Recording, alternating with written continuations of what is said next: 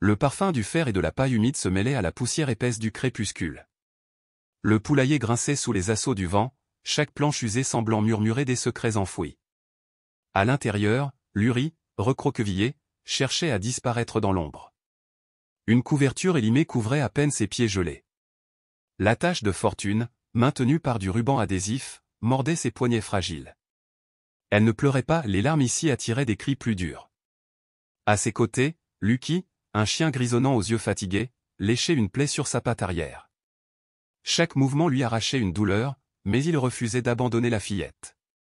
Son museau taché de terre effleurait son épaule, un geste presque humain, chargé d'une désespérance muette. Il avait trop vu, et Luri, si jeune, comprenait déjà la terreur des pas résonnant depuis le porche. Sylvia raccrocha le téléphone, son rire velouté masquant le mensonge qu'elle avait tissé. Elle avait convaincu l'assistante sociale que tout allait bien. Luri dormait, le chien était doux, la propriété sûre. Glissant le téléphone dans la poche de son tablier, elle saisit une bouteille de vin à moitié vide et s'éloigna, ses sandales claquant sèchement contre le porche de bois. Le ciel flamboyait d'un rouge rouille, et les poules s'agitaient, comme si elles pressentaient un malheur. D'un geste brusque, Sylvia déverrouilla le poulailler. Luri se recroquevilla. Lucky grogna, sa douleur éclipsée par sa loyauté. Sylvia écarta un saut d'un coup de pied et s'accroupit, arrachant le ruban de la bouche de Luri d'un geste cruel. Luri mordit sa lèvre pour étouffer un cri. Sylvia se pencha, son haleine mêlant alcool et parfum bon marché, murmurant des mots trop ignobles pour être répétés. Luri ferma les yeux, tendant un bras frêle pour protéger Lucky. Mais au-delà de la cruauté de Sylvia, quelque chose s'éveillait, inaperçu. Sur la route de terre traversant la propriété, un SUV noir ralentissait, son moteur ronronnant de puissance discrète. Le conducteur, vêtu d'un costume gris anthracite, détonnait dans la poussière rouge. Ses chaussures italiennes s'enfonçaient dans la boue, ignorées, tandis que son regard se fixait sur une silhouette boitillante dans le champ, un chien aux yeux implorants. L'histoire s'embrasa là, où tout allait basculer. L'homme s'agenouilla, tendant une main. Lucky, avec ses dernières forces, s'approcha, du sang séché crustant sa patte. Ses regards insistants vers le poulailler parlaient d'autre chose que d'instinct, presque humain. Puis un son perça, un cri étouffé du poulailler. L'homme courut, sa cravate fouettant l'air, le cœur battant plus fort à chaque pas. La porte grinça lorsqu'il la poussa, et le temps s'arrêta. Devant lui, une enfant couverte de paille, les yeux écarquillés, le visage pâle comme du papier, et Sylvia, tenant une bande de ruban, ses yeux agrandis par le choc. La voix de Luri brisa le silence, fêlée mais résolue. « Il est revenu, dit-elle, et Sylvia blêmit, comme face à un fantôme. La lumière dorée du crépuscule tranchait à travers les lattes du poulailler comme des lames mourantes, illuminant des visages figés dans un moment gravé à jamais. Luri fixait l'homme en costume, son regard non de surprise mais d'une reconnaissance profonde, comme si, impossiblement, elle connaissait ce visage. Sylvia trébucha en reculant, renversant un seau, ses yeux rivés sur lui, murmurant son nom comme une prière pour que le passé reste enfoui. Il s'avança, s'agenouillant devant Luri, détachant ses poignets avec des mains fermes mais douces. Son cœur battait à contretemps, comme si une vérité ancienne s'arrachait à l'oubli. Luri pressa son visage contre la patte de Lucky, qui se traîna plus près. L'homme drapa sa veste sur elle, le tissu raffiné contrastant avec sa peau meurtrie et sale pourtant, c'était comme le premier contact de paix qu'elle ait jamais connu. Le murmure de Sylvia trancha, « Tu n'étais pas censé revenir ici. Pas après ce qu'ils t'ont fait. » Le silence tomba comme du béton frais. Ses yeux, autrefois froids, brûlaient désormais. « Est-ce ma fille ?» demanda-t-il, le visage immobile comme la pierre. Le sourire brisé et nerveux de Sylvia la trahit. « Tu as disparu. Tu crois que tu peux revenir après 15 ans ?» Il la coupa. « J'ai demandé si c'est ma fille. » Ces mots tombèrent comme une lame, « Non, c'est ta petite fille. » Le temps s'effondra. Les sons de la ferme poule, vent, sanglots étouffés de Luri s'évanouirent. Sa main couvrit sa bouche, tremblant de rage ou de chagrin. Les pièces s'assemblèrent, une fille perdue à 18 ans, une grossesse tue, une fugueuse dont l'histoire s'était close par un appel coupé et une tombe vide. « Elle est morte ici, n'est-ce pas ?» murmura-t-il, sachant déjà. Le silence de Sylvia répondit, son regard glissant vers l'arme sous son tablier à un détail qu'il remarqua trop tard. Mais Luri se leva, faible mais inébranlable, sa voix tremblante. « Elle a frappé la dame dans la boîte, dit-elle. celle dans la boîte brillante. Elle a crié, personne ne doit savoir. Il comprit, Lurie avait vu quelque chose d'horrible, quelque chose qu'aucun enfant ne devrait comprendre. Les crimes de Sylvia s'étendaient au-delà du poulailler, peut-être à une assistante sociale, peut-être pire. Alors qu'il décidait d'emmener Lurie loin de là, à des kilomètres, quelqu'un fouillait des dossiers dans un poste de police oublié, déterrant une photo de Clara M., disparue depuis 2009, fille de Jonathan M., milliardaire qui s'était évanoui la même année. Sylvia, acculée, murmura un dernier poison à Lurie, inaudible pour Jonathan. Il serra la fillette avec une tendresse étrangère à un homme d'empire, ses mains tremblant en touchant sa petite fille, le visage de Clara revenant avec une clarté cruelle. J'ai essayé de fuir, mais elle m'a rattrapé, son ombre s'abattant comme une tempête.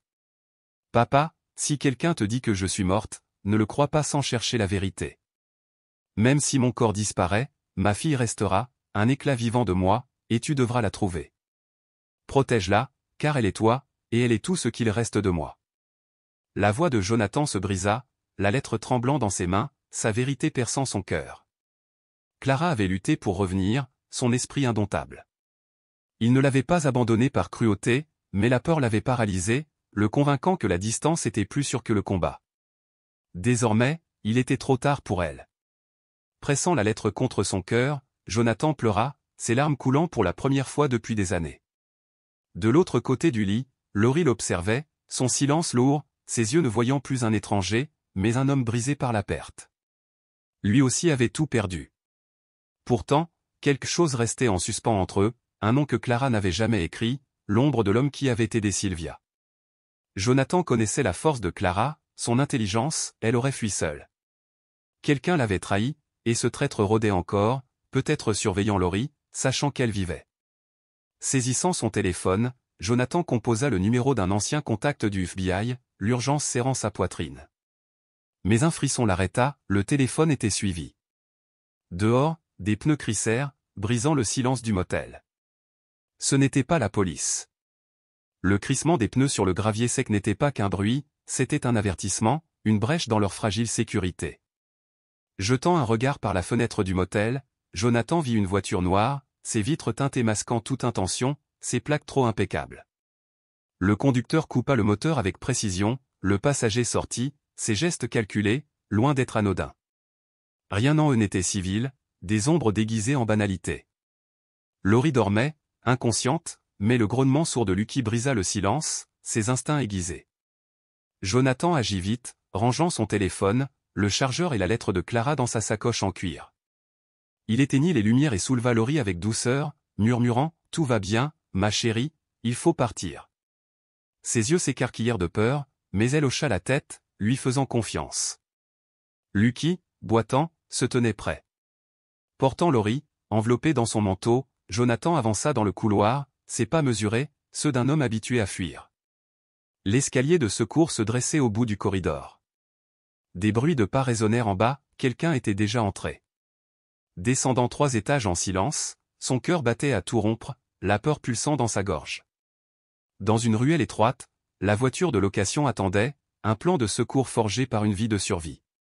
Mais en s'approchant, un détail le figea, le rétroviseur était désaligné. Quelqu'un y avait touché. Chaque nerf criait le danger. Il installa Laurie et Lucky à l'arrière, vérifia sous le tableau de bord et le trouva, un traceur, fixé par du ruban adhésif. La voiture était compromise, mais il restait du temps. À 3 pâtés de maison, une station-service abritait une agence de location ouverte 24 heures. Jonathan connaissait le gérant. Avec un téléphone jetable, il appela, la voix ferme, code R23, voiture propre, sans traceur. Une pause, puis un murmure, elle sera dans le parking arrière. 20 minutes. Le regard de Laurie le transperça, sa question poignante, c'est à cause de moi. Il voulait la protéger par un mensonge, promettre un simple voyage, mais son esprit vif méritait la vérité. C'est à cause de nous, dit-il, la voix rauque, parce que certains ne veulent pas que tu grandisses libre. Elle baissa les yeux, et Lucky lécha sa main, un réconfort silencieux. Mais ils ignoraient que le traçage ne venait pas seulement de la voiture. Au sein des forces de l'ordre, un homme nommé Ronnie Shepherd, ancien partenaire de Sylvia et complice, étudiait le dossier de Clara, son sourire glacial notant l'hôtel de Jonathan, la réservation, l'agence de location. Malgré toutes ces précautions, Jonathan avait laissé une piste, et Ronnie se rapprochait. Une berline argentée, discrète et propre, arriva sur l'avenue. Jonathan changea de véhicule en quelques minutes, prenant l'autoroute, un homme fuyant un passé qui refusait de lâcher prise. Laurie somnolait, Lucky ronflait doucement, tous deux préservant leur force. La lettre de Clara résonnait dans son esprit, ses silences plus assourdissants que ses mots. Qui avait aidé Sylvia? Qui avait trahi Clara? Qui protégeait encore leur secret? Laurie commençait à se souvenir, des éclairs d'une voix d'homme, une odeur distincte, un rire étouffé. Elle ne pouvait pas encore le nommer, mais la vérité s'éveillait, une vérité qui briserait la seule personne en qui Jonathan avait encore confiance. La pluie tombait, fine et acérée, comme une prière maudite sur l'asphalte. Des heures plus tard, la jauge d'essence baissa, et avec elle, l'espoir de Jonathan d'échapper, non seulement à leurs poursuivants, mais à la culpabilité qui le rongeait depuis la lecture de la lettre de Clara. « Elle est ce qu'il reste de moi », avait-elle écrit, non une demande, mais un ordre, un cri à travers les années qu'il avait tenté d'enfouir. Dans une station-service abandonnée, il s'arrêta sous un toit affaissé, le magasin verrouillé, les vitres crasseuses. Il aménagea un abri dans la voiture avec une couverture et son manteau. Le sommeil fiévreux de Laurie l'inquiétait, son front brûlait. Les yeux suppliants de Lucky reflétaient sa propre peur. Jonathan appela des médecins, d'anciens contacts, des hôpitaux discrets, mais tout était trop loin, trop risqué. Puis Laurie se réveilla, hurlant, prisonnière d'un cauchemar. « Non, ne la laissez pas m'enterrer. »« Pas le poulailler » criait-elle, se débattant. Jonathan la serra, murmurant « Tu es en sécurité », mais sa terreur lui disait que le passé la tenait encore captive. Ses cris le brisèrent. Les larmes coulèrent, car il comprit que sauver son corps ne suffisait pas, il devait libérer son esprit, et il ignorait comment. Dans la poche de son manteau, il trouva un papier plié, un dessin d'enfant au crayon rouge, le visage d'une femme et un homme grand, lunettes de soleil, un badge sur la poitrine. Ronnie Shepherd. L'officier qui avait minimisé la disparition de Clara, ignorait les pistes, trop proches de Sylvia. L'estomac de Jonathan se noua. « Il est toujours avec elle », murmura Laurie, reconstituant des fragments de mémoire. Il portait des sacs noirs dans les bois. La rage remplaça la peur. Jonathan démarra le moteur, la route devenant un chemin vers l'affrontement. Fuir ne sauverait pas Laurie, il devait affronter le passé. Un nom surgit, Mara Tisdale, ancienne avocate des droits humains, dirigeant désormais une association pour les enfants victimes d'abus. Elle demanderait, où est l'enfant, pas, pourquoi. Elle était son seul espoir.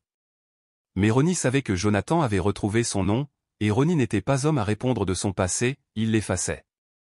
Le ciel s'éclaircissait, pâle hélas, alors que Jonathan franchissait la frontière de l'État, les phares perçant l'épuisement et les regrets. Laurie dormait paisiblement, Lucky veillant sur elle. Le dessin, preuve et douleur, reposait dans la boîte à gants. Le sanctuaire de Mara était à 30 miles, un lieu de guérison où les vérités n'étaient pas ignorées. À un belvédère, Jonathan s'arrêta, le lever du soleil scintillant sur un lac. Laurie s'éveilla, pieds nus, effleurant la terre froide, contemplant l'eau et les oiseaux. « Est-ce que ma mère a vu cet endroit » demanda-t-elle. « Je ne pense pas » répondit-il, mais elle l'aurait aimé. Dans un rêve, dit Laurie, Clara l'avait enlacé, promettant la sécurité. La poitrine de Jonathan se serra. « Elle est avec toi. Elle t'aimait plus que tout. » La question crue de Laurie suivit, « Et toi ?» « Je t'aime aussi » répondit-il, et elle posa sa tête sur son épaule, un choix qui changea tout. À la ferme de Mara, un havre de paix avec des arbres et des balançoires, elle les accueillit, sa présence stable comme une bouée de sauvetage. « Jonathan » dit-elle, comme lisant une vieille histoire. À Laurie, elle s'agenouilla, offrant du gâteau aux pommes et la sécurité.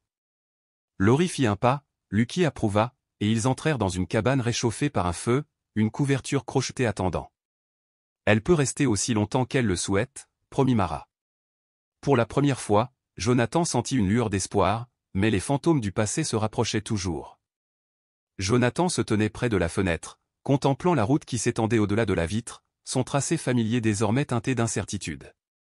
Autrefois, elle était un lien vers un monde qu'il connaissait, mais à présent, il se demandait s'il voulait vraiment y retourner. « J'ai des responsabilités à assumer » murmura-t-il, la voix lourde de détermination, « mais je reviendrai. Je reviens toujours. » Les yeux de Méa croisèrent les siens, scrutateurs, perçant les couches de son cœur barricadé. « Tu me caches quelque chose, dit-elle, son ton doux mais ferme. Il y a plus. » Jonathan hocha la tête, la mâchoire serrée. « Oui, admit-il, et c'est précisément pourquoi je dois partir. » Dehors, les feuilles dansaient dans une valse agitée avec le vent, murmurant des secrets du passé. Ce que Méa ignorait, c'est que le retour de Jonathan ne visait pas seulement à protéger Laurie. Il était revenu pour découvrir la vérité sur celui qui avait ôté la vie à Clara Hara. La réponse gisait enfouie dans la cour de son enfance, là où l'asphalte cédait à la terre, émettant un son semblable à celui des os traînés sur les arêtes déchiquetées des souvenirs. Jonathan roulait lentement vers la ville de son enfance, où Clara Hara avait été inhumée sans corps, où le venin de Sylvia avait empoisonné tout ce qu'il chérissait. Ce voyage n'était pas un simple retour, c'était une confrontation avec un passé qu'il avait fui pendant plus d'une décennie et les couloirs sombres de son ancienne école, le terrain de baseball où il riait avec des frères désormais disparus, et surtout, la maison qui portait ses blessures les plus profondes. Il ne se rendit pas directement à la maison, son poids était trop lourd, trop précoce. À la place, il s'arrêta au centre communautaire, où une petite bibliothèque survivait grâce à la générosité des dons. Entrer, c'était comme pénétrer dans un musée de sa propre vie, l'air chargé de l'odeur douce amère du papier vieilli et des photographies fanées. Derrière le comptoir se tenait une femme menue, ses cheveux rassemblés en un chignon lâche, ses yeux assez perçants pour lire la douleur qu'il portait. « Jonathan aime » demanda-t-elle, la voix calme, sans surprise. Il hocha la tête, les mots lui manquant. Elle tendit la main sous le comptoir et en sortit un dossier rempli de coupures de presse, de photos et de journaux d'école. « J'ai vu ta fille grandir, » dit-elle, son ton doux mais inflexible.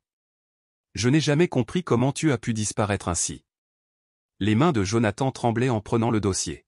« Je ne savais pas comment rester, » confessa-t-il, sa voix à peine audible. Elle ne le jugea pas, elle partagea une vérité qui blessa plus profondément. « Clara Hara écrivait sur toi, même après tout. Elle disait que tu étais le seul à la voir comme entière. » Jonathan s'effondra sur une chaise, le dossier ouvert devant lui. Des photos de Clara Hara enfant, puis adolescente, son corps dissimulé sous des chemises amples, ses yeux fatigués mais défiants. Des notes manuscrites s'éparpillaient sur des feuilles volantes, « Mon père a appelé aujourd'hui, il a dit qu'il était occupé, mais je l'ai entendu sourire. Ça m'a aidé à dormir sans pleurer. » Chaque ligne était une blessure, chaque mot un fragment d'un miroir brisé reflétant ses échecs. La bibliothécaire s'assit à ses côtés, sa présence stable. « Es-tu ici pour te venger ?» demanda-t-elle. Il marqua une pause, puis secoua la tête. « Non, » dit-il, la voix ferme. « Je suis ici pour la justice. Mais peut-être dois-je commencer par le pardon. » Elle désigna la porte d'un signe de tête, son expression résolue. « Alors, il y a un endroit où tu dois aller avant d'affronter Sylvia à nouveau. » Elle l'orienta vers un refuge de réhabilitation où Clara Hara s'était cachée pendant 3 mois avant de disparaître. La directrice, une femme noire de petite taille à la voix autoritaire, l'accueillit avec un regard qui n'avait rien oublié. « J'ai averti Clara Hara de ne pas y retourner, » dit-elle simplement. « Je lui ai dit que Sylvia détruirait ce qu'il restait d'elle, mais elle croyait pouvoir sauver sa mère. » Jonathan déglutit péniblement, le poids de ses mots pesant sur sa poitrine. « A-t-elle jamais dit qui était le père de l'enfant ?» demanda-t-il. La directrice hésita, puis sortit une petite boîte d'un coffre mural, glissée dans une enveloppe. « Elle m'a laissé ça, dit-elle. Elle m'a dit que quelqu'un viendrait chercher. » Jonathan ouvrit la boîte, les mains tremblantes. À l'intérieur, une photo de Ronnie Shepherd, plus jeune, tenant Clara Hara près de lui. Au dos, une note de sa main, « Si je disparais, commencez ici. » Le sang quitta son corps alors que la vérité se cristallisait. Il se souvenait de Ronnie à la station de police des années auparavant, qualifiant Clara Hara de perturbée, affirmant qu'il n'y avait aucune preuve de crime. Tout était clair maintenant, Ronnie l'avait enterré en secret. Une seconde page dans l'enveloppe révélait un test ADN, son marqueur génétique immistakable. Clara Hara savait que Laurie était la fille de Ronnie, mais ne lui avait jamais dit. Jonathan s'effondra sur une chaise, le monde tournoyant autour de lui. Laurie, fille de l'homme qui avait détruit Clara Hara, était aussi l'héritage de Clara Hara. La directrice s'approcha, sa voix s'adoucissant. Clara Hara disait que sa fille serait plus courageuse que nous tous, qu'elle verrait ce que nous refusions de voir. Jonathan rangea les documents, une nouvelle force s'éveillant en lui, non plus alimentée par la rage, mais par un but. « Merci » dit-il en se levant. « Je la protégerai de toutes mes forces. En repartant, le soleil perça les nuages, et pendant un instant fugace, un souvenir de Clara Hara riant sur une balançoire scintilla dans son esprit comme un vieux film. Pour la première fois, il sourit sans culpabilité. Le combat de Jonathan n'était plus pour la vengeance, mais pour l'héritage, et il ne faisait que commencer. Il s'arrêta à l'ancien poste de police où Ronnie travaillait lorsque Clara Hara avait disparu, sa façade couverte de rouille silencieuse comme une bête endormie. Il ne trouverait pas Ronnie ici, mais c'était là que la pourriture avait commencé. Serrant le dossier avec les preuves de Clara Hara à la photo, le test ADN, sa lettre, il entra dans la station, chaque pas un passage douloureux à travers un champ de mines de souvenirs. Dans la salle des archives, des voix filtraient à travers une porte entr'ouverte. Ronnie était assis devant un vieil ordinateur, téléphone à l'oreille, ses gestes tendus. « Ils ont disparu, dit-il. Le vieil homme est sorti de nulle part avec la gamine. Je ne sais pas comment il a découvert, mais on a un problème. » Jonathan entra sans frapper, claquant le dossier sur le bureau. Ronnie pivota sur sa chaise, ses yeux se durcissant.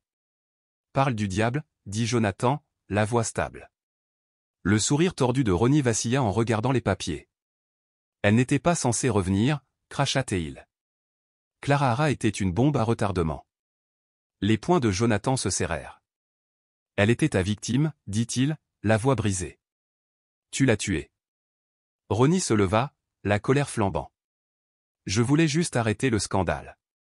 Sylvia disait que Clara Hara ruinerait toute ta compagnie, ta vie. » La voix de Jonathan tremblait de fureur. « Tu l'as assassinée et tu as effacé la vérité. » La pièce s'immobilisa dans un silence lourd, l'air chargé du poids de leurs mots. Le rire froid de Ronnie brisa le calme. « Et maintenant? Tu vas me tuer? » Jonathan s'approcha. « Non. Je vais t'exposer pour Clara Hara et pour Laurie. » Ronnie tendit la main vers un tiroir, mais Jonathan fut plus rapide, écrasant le dossier contre sa poitrine. L'arme tomba au sol alors qu'il luttait, les papiers s'éparpillant comme des fragments du passé. Jonathan cloua Ronnie au sol, sa voix tonnant. « C'était juste une fille qui te faisait confiance. » Ronnie toussa, du sang au coin de la bouche. « Et tu l'as abandonnée, ricana-t-il. Tu es coupable, toi aussi. » Les mots frappèrent fort, figeant Jonathan non parce qu'il était d'accord, mais parce qu'il portait une part de vérité. Il avait abandonné Clara Hara quand elle avait le plus besoin de lui, par peur et faiblesse. Mais maintenant, il était là pour Laurie. Utilisant les menottes de la station, Jonathan entrava Ronnie et appela Mea, lui demandant de contacter un nouveau shérif non corrompu par l'influence de Sylvia. Il enregistra tout, la confession de Ronnie, la lutte, les preuves. Ronnie ferait face à la justice cette fois. Mais une tâche restait. Le lendemain, Jonathan retourna à la maison où Clara Hara avait grandi. La cage à poules était vide, les murs lourds de silence. Dans la cour, sous un sol intact, il commença à creuser, les mains tremblantes de chagrin et d'espoir. Là, il trouva des fragments à un collier, un morceau de tissu brodé du nom de Clara Hara. La vérité, enfin. Jonathan tomba à genoux, les larmes coulant sur son visage. Il l'avait perdue, mais maintenant il pouvait la laisser partir.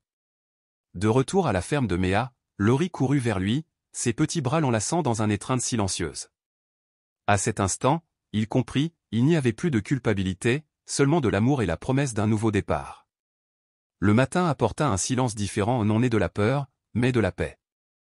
Le champ derrière la maison de Mea s'éveilla lentement, enveloppé d'une brume délicate qui semblait appartenir à une autre époque. Laurie, pieds nus parmi les pommiers, tenait une pomme, son rire poursuivant Lucky, dont la boiterie était plus légère, sa queue oscillant doucement. Depuis le porche, Jonathan observait, ses yeux fatigués portant désormais une étincelle de paix, petite mais indéniable. Ses mains, encore douloureuses de creuser, portaient les marques de son voyage, mais son cœur retrouvait son rythme. Mea apparut avec 2 tasses de café, sa présence un ancrage tranquille. « A-t-elle bien dormi ?» demanda-t-elle, comme si le monde leur avait accordé un moment de répit. « Et toi ?» Jonathan marqua une pause, le regard lointain. « J'ai rêvé de Clara Hara, riant près de la vieille balançoire, comme quand elle avait 5 ans. Je n'avais pas vu ce sourire depuis que tout s'est effondré. » Mea hocha la tête, et ils s'assirent en silence, le rire de Laurie étant le seul son ou une mélodie vivante et respirante. « Elle est forte, » dit Jonathan, observant sa petite fille.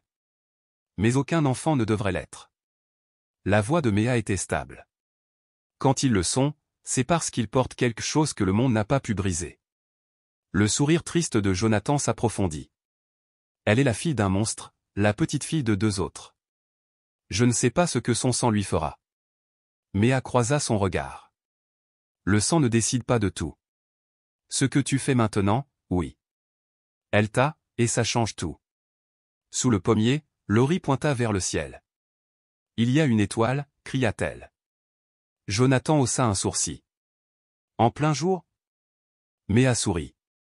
Les enfants voient la lumière là où nous ne voyons que des nuages. Jonathan s'agenouilla près de Laurie. Une étoile, hein, dit-il doucement. C'est ma maman, répondit-elle. Elle est là-haut, elle regarde tout. Ses yeux s'embuèrent, non de larmes, mais d'un moment indéfectible, un instant que nulle douleur ne pourrait voler. Laurie prit sa main.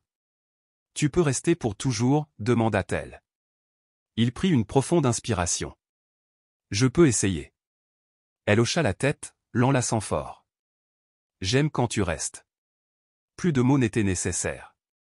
Les pommiers oscillaient doucement, la fumée s'élevant paresseusement de la cheminée de Méa, comme si la terre elle-même tenait leurs histoires dans son étreinte silencieuse. Pendant le déjeuner, Laurie dessina un dessin à elle, Jonathan et Lucky, avec une balançoire et une étoile portant le nom Clara en lettres maladroites. Jonathan le tint comme un trésor sacré. « Puis-je le garder ?» demanda-t-il. « C'est à toi, dit-elle. Je l'ai fait pour qu'elle le voie aussi. » Il le plia soigneusement, le glissant dans la poche intérieure de sa veste, un vœu silencieux d'honorer les deux. Cet après-midi-là, ils plantèrent une fleur là où Lucky aimait se coucher, un petit geste qui semblait dire qu'un nouveau départ commençait. En tassant la terre sur les racines, Laurie murmura doucement, elle doit pousser joliment, parce que maintenant, plus personne ne fait de mal à personne. Jonathan la regarda, sachant que chaque instant de douleur, chaque nuit de culpabilité, en valait la peine. La rédemption n'était pas bruyante ni parfaite, c'était le son d'un enfant courant dans un champ, l'odeur de la terre humide, la certitude tranquille que quelqu'un s'en était sorti vivant.